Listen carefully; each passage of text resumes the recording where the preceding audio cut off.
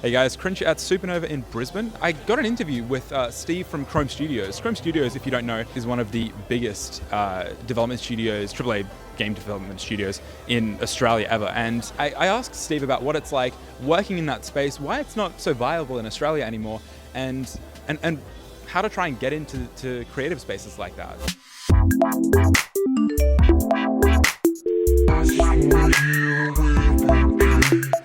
Why do you think that it's become less viable in Australia for AAA studios? Mostly because publishers don't have the money for it anymore. You'll find a lot of the market shifted from console games, doing the licensing stuff that we used to do, to mobile phone games. When that happened publishers thought, well, we can have smaller budgets. That just sort of transferred over to developers. So you had lost your budgets, you had to do a smaller game. But you'll notice now that's all growing back up again as well. All the mobile market's basically just taken what used to be the console market and it's supplanted it. Do you think that that's hindered, more hindered or encouraged people, graduating and looking to enter the space? I think for graduates it's scary because there's not a place to go and we get work. But as a developer, having lots of smaller developers, you can start your own projects up. You have more outlets to do stuff. You don't have to go through a big publisher to get to a console market, which has to go through distributors. You go straight to the App Store and you can sell your product. That's something we couldn't do 20 years ago. If you were going to give any advice to fresh graduates, what would you say to them? It's always been the same thing. It's just go make a game. If you sit down and make a game and work your way through everything you need to do for the game, to have the title screens, to the gameplay stuff, to even high score tables, you've learnt all the elements that go into making a game. And that stands you in good stead when you have to make a full AAA title or a mobile title. You have to think about all those things. If you're looking to get a job, it's going to get you in the door better than just a piece of paper will. And if you're not looking to get a job and do your own stuff, you've made a game that's good practice. So you can't lose by doing that. Krome's worked with a bunch of different publishers over the years. What were some of the better publishers you worked with and why? The best publisher we worked with was Electronic Arts. Do you think, they're a big, we used to call them the Borg, but they have all their procedures and stuff in place, and they set up to actually publish all the games. And if you stick to that and work within those limits, they're great. They were really good to work with, and they really pushed. They wanted to help to get the game out. And do you think that they would be the ones that would be the least interested? But they're not. They were at that time. I don't know what EA is like now. This was 10 years ago. What happens is a lot of companies change and their internals change. Most of them are actually pretty good. It's surprisingly, you think they're all terrible, but no, the guys you work with in the production side of stuff are always awesome.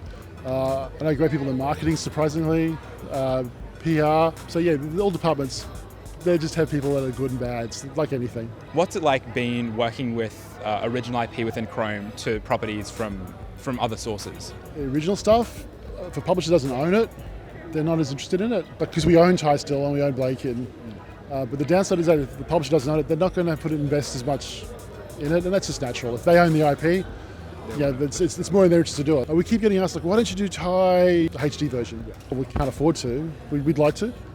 Because Sony's done that with their titles, because Sony owns them. It's like, it's fine, it's understandable. For us, it was always about trying to do our own stuff. And we did get waylaid because we were working on a Ty 4 originally, back before Star Wars came out. We had the option to do a Star Wars game, and I'm a huge Star Wars fan, so it was like, you could finish this Ty game we've just spent 3 months working on, or we could pitch for a Star Wars game. Was that the Force Unleashed? Yes. That was going to be Star Wars 07, I think, originally, which is going to be the 3rd anniversary game. Because Star Wars was the whole reason I got into doing games and comics and all that sort of stuff in the first place. So, When Krome opened studios in Melbourne and Adelaide and picked up a lot of staff from Ratbag and Melbourne House, I think it was, how did that affect the Brisbane operation? There were a lot more people to deal with. Adelaide was basically Ratbag closed down, so we sort of said, okay, well, there are guys here. Let's set up a studio with the guys who are there. And Melbourne House came about because Atari was going to shut them down totally. They said, well, look, you can take over the operation and you get all these people. It's like, well, yeah, they're good people. We'll try to make that work. Obviously, there's the culture thing because you had two different companies coming in. That wasn't so bad. It was the cool thing was like learning these new people with new experiences. So you have to balance that up with like, hey, this is the way we do stuff at Krome. Here's the cool stuff you do. We didn't get it right. We tried to, and it's very hard to go, hey, we're 200 people now. Oh, look, here's another 50. Oh, it sort of grew, and we weren't really ready for that. How did your approach change as creative director when the team size went from a much larger team to one that's a lot smaller now? I kind of cheated it because my thing was, I'd sort of keep hands off on most of the stuff, as in, because they were dealing with publishers who really had say with Hellboy, the publisher really had a very strong idea of what they wanted to see. So my job was like, I'd play the games like, you haven't got Hellboy doing any Hellboy stuff, or enough of what it should be, right? So you just basically sort of direct them in the right direction, as opposed to saying, you could do this and this and this. I don't know if that was the right choice or not, but that was just the way my style of doing stuff. It's like, yeah, it's their game at the end of the day. It's like, you can be really hammering down on people. They're not going to make a game any better by doing that. You just get your version of a bad game then, probably. Is there anything else that you'd like to add that maybe I haven't brought up? No, stay in school and don't stay out of trouble. Just the thing is, if you like to make games and you think that's fun, or comics or anything, we live in an era where you just go out and do it.